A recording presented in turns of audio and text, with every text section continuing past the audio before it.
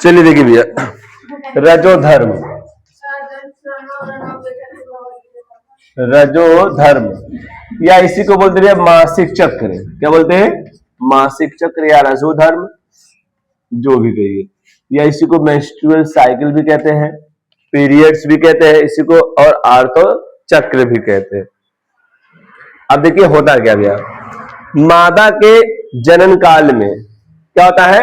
मादा के जनन काल में ऋतुस्राव होता है। क्या होता है? ऋतुस्राव। ये प्रारंभ में हो जाता है, प्रारंभ में ही होना शुरू प्रारंभ हो जाता है। इसके बाद क्या होती है भैया?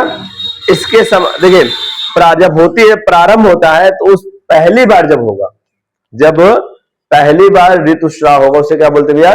रजो दर्शन बोलते हैं। क्या कहते हैं? रजो दर्शन कहते हैं। और ये कब होता है? 12 से 13 वर्ष में होता है। कब होता है? 12 से 13 वर्ष में होता है। आया समझ? इसके बाद क्या होता है? 40 से 45 आयु में ये जो ऋतुस्राव होता है या मासिक चक्र हो जाता है, ये समाप्त हो जाती है। तो इस घटना को हम लोग कहते हैं रजोनी वृत्ति कहते हैं। क्या कहते हैं? रजोनी वृत्ति कहते हैं। कोई दिक्कत आई बात में? क्या कहते हैं? रजोनी वृत्ति कहते हैं।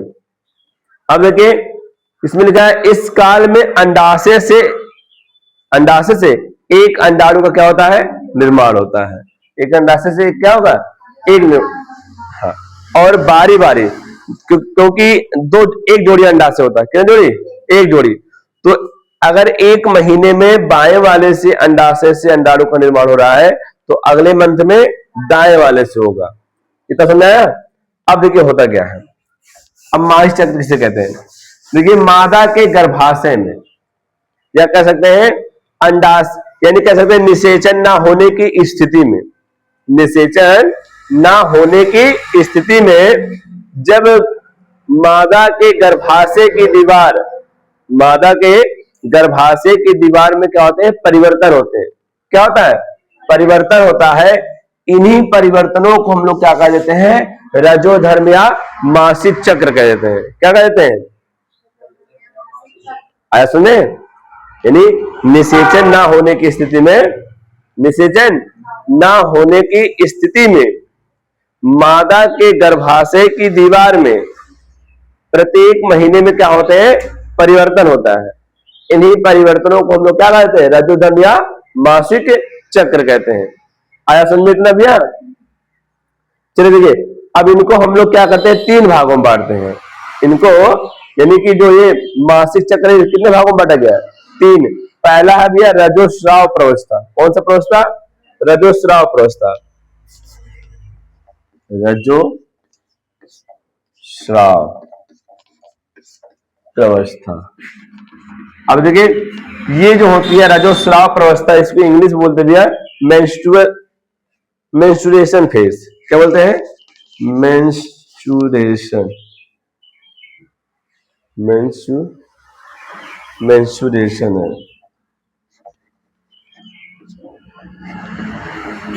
अब ये होता क्या है?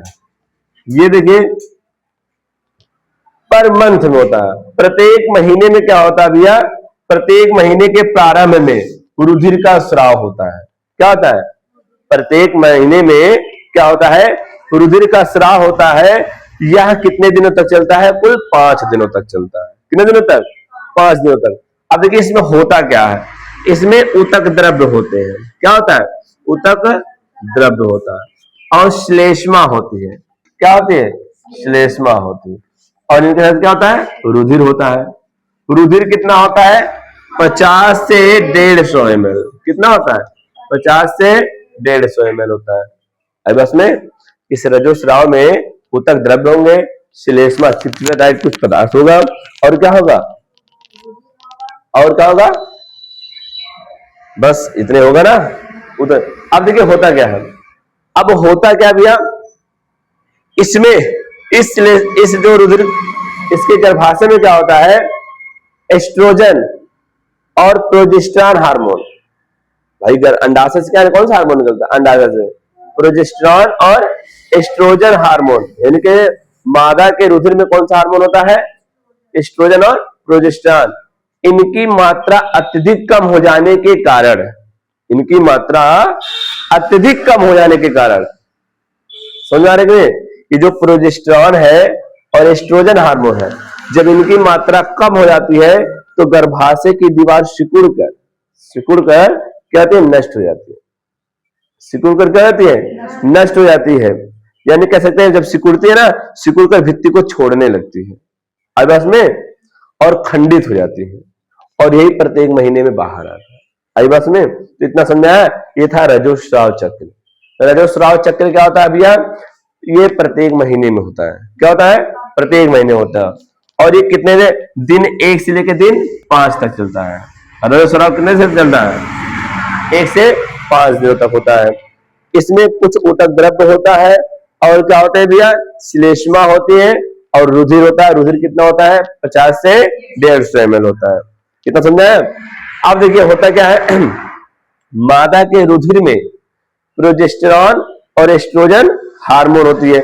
ये हार्मोन की अत्यधिक मतलब बहुत ज्यादा कम ज्यादा मात्रा, यानी जब प्रोजेस्टेरॉन और एस्ट्रोजन की मात्रा क्या होती है, कम हो जाती है, तो ये गर्भाशय की दीवार सिकुड़कर भित्ति को यानी भित्ति को छोड़ने लगती है। सिकुड़कर क्या करेंगे, भित्ति को छोड़ने लगेंगे और खंडित हो जाएगी।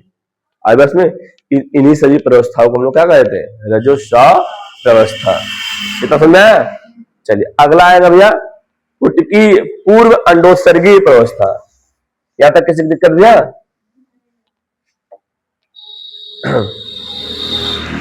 अब देखिए अगला क्या है, दूसरा है पूर्व अंडोत्सर्गीय प्रवस्था। अब देखिए ये क्या होगा, अंडोत्सर्ग के पूर्व अवस्था। अभी अंडोत्सर्ग नहीं होगा। अब देखिए अंडोत्सर्ग होता क्या है, यह मासिक चक्र के 5वें दिन के बाद, यानी कहते हैं छठवें दिन से, कितने दिन से, 6वें दिन से 13वें दिन तक चलता है। कौन से दिन तक चलता है, 13वें दिन तक। यानी देख लीजिए यहां से ये 5 दिन चलता है ना, यहां से यहां तक कौन सा अवस्था है, ये रजोस्राव अवस्था है। ये 6वें से लेके 13वें तक यहां तक, ये आपका कौन सा अवस्था है, पूर्व अंडोत्सर्गीय प्रवस्था। अब देखिए इसमें होता क्या है, देखिए ये हाइपोथैलेमस से क्या होता है भैया, हाइपोथैलेमस, देख रहे हैं हाइपोथैलेमस बनाया गया ना, हाइपोथैलेमस से कौन सा निकलता है भैया, गोनाडोट्रोपिन रिलीजिंग हार्मोन निकलता है। क्या निकालता है भैया हमारा हाइपोथैलेमस, गोनाडोट्रोपिन रिलीजिंग हार्मोन। गोनाडो का मतलब होता है जनद, क्या होता है, जनद होता है। जनद का मतलब होता है भैया अंडाशय और अंडाशय और वृषण। यानी जनद का मतलब होता है ऐसी अंग या ऐसी कोशिकाएं जो युग्मक का निर्माण करती है। जनद वे कोशिकाएं होती हैं जो युग्मकों का निर्माण करें। तो यहाँ जहां जो युग्मकों का निर्माण करेंगे जो कोशिकाएं, ये हार्मोन जाके वहां कार्य करेगा।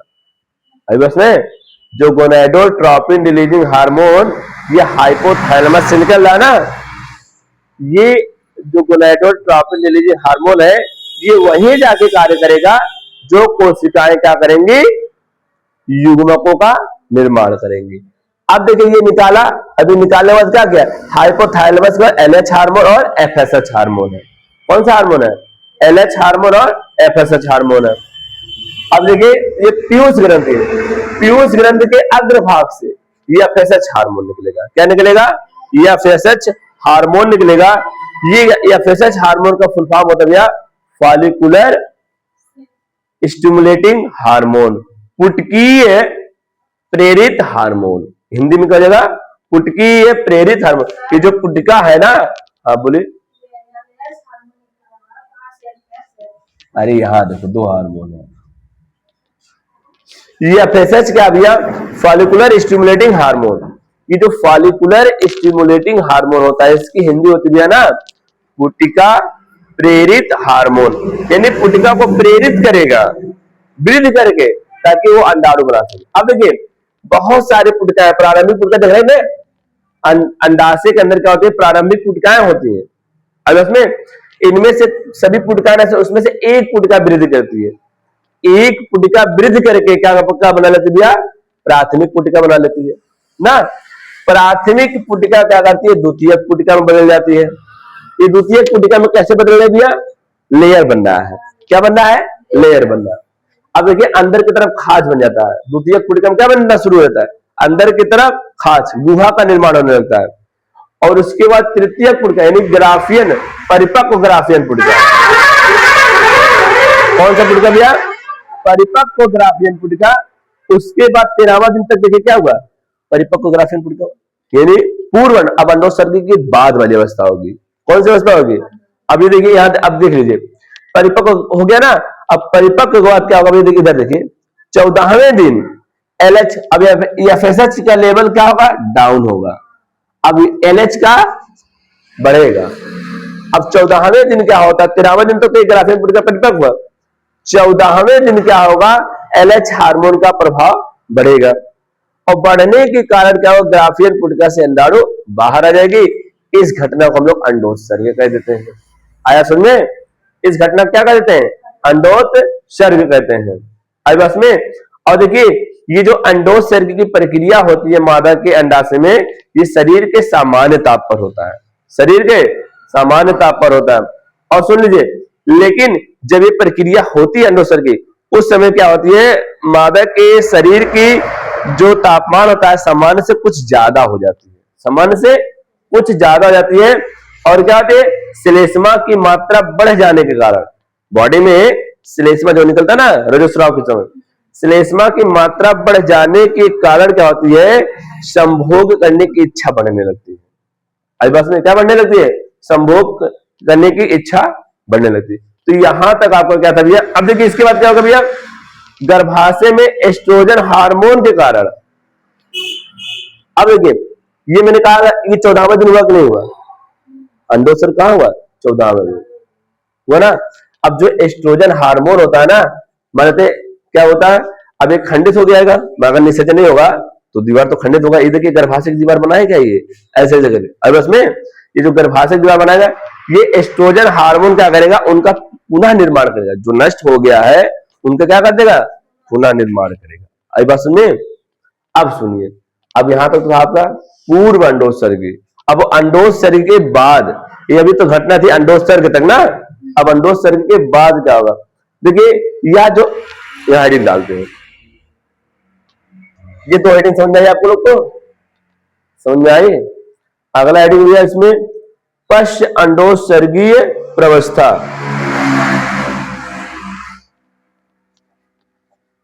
पश्च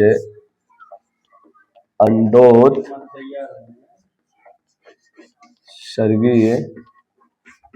प्रवस्था। एक मिनट, कितना टाइम यहाँ होगा, चलिए मैं देखिए इधर देखिए, पश्च अंडोत्सर्गीय अवस्था। देखिए पश्च अंडोत्सर्गीय अवस्था क्या होती है, ये 15वें दिन से 28वें दिन तक होता है। कितने दिन तक भैया, 15वें से 28वें दिन। अब होता क्या है, अब देखिए ये जो ग्राफियन पुटिका से अंडाणु बाहर आ गए, इस घटना क्या बोले भैया हम लोग, अंडोत्सर्ग बोले ना।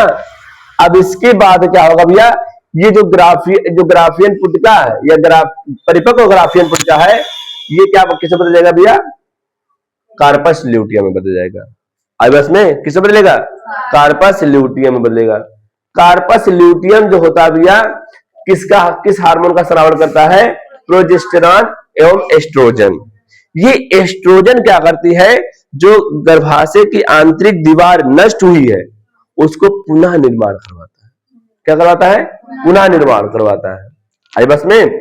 अब उसके बाद क्या होगा, जो प्रोजेस्टेरॉन है भैया ना, ये प्रोजेस्टेरॉन क्या करता है, यदि गर्भधारण हो गई है, अगर गर्भधारण निषेचन हो गया और गर्भधारण हो रही है, तो गर्भधारण के दौरान क्या करती है, उसकी भित्ति को मोटी करती है। आई बस में। अगला सुनिए, अब देखिए, अब कार्पस ल्यूटियम जब निषेचन नहीं होगा तो कार्पस एल्बिकेंस में बदल जाएगा। आई बस में। यह प्रक्रिया पूरे कितने दिन तक होती है, अच्छा 15 से 28 दिन तक। अब सुनिएगा भैया, अब होता क्या है, मान लेते निषेचन हो गया, निषेचन हो गया तो इसके बाद क्या होगा, जो ये अंडाणु है ये 24 से 72 घंटा तक इंतजार करती है, जाके कहा जाएगी, अंडवाहिनी में। निषेचन कहां होगी, अंडवाहिनी में होगी ना। अंडवाहिनी में इंटर, अगर मान लो शुक्राणु सही से होता है, निषेचन हो गया, निषेचन होने के बाद क्या बनेगा, युग्मनज बनेगा। क्या बनता भैया, अंडाणु शुक्राणु मिलेंगे तो निषेचन होगा, तो युग्मनज बनेगा। युग्मनज के बाद क्या होते हैं भैया, ये इसमें विदलन होगा। क्या होगा, विदलन होगा। विदलन होने के बाद ये कोरक पुटी बना लेगा। आई बात में, कोरक पुटी बनाने के बाद क्या होगा भैया, ब्लास्टोसिस्ट बनेगा। वही कोरक पुटी ना। अब सुनिए, देखिए जब निषेचन हो जाएगा, मैंने कहा ना ब्लास्टोसिस्ट पहले बनेगा, विदलन होगा। विदलन के दौरान 16 कोशिका बनेंगे, 8-16 मारुला बनेंगे। मारुला के बाद क्या बनेगा भैया, ब्लास्टुला। ये ब्लास्टुला जाके ब्लास्टोसिस्ट बना के क्या होगा, गर्भाशय की दीवार, देखिए ये बना दे रहे छोटा सा, ये देखिए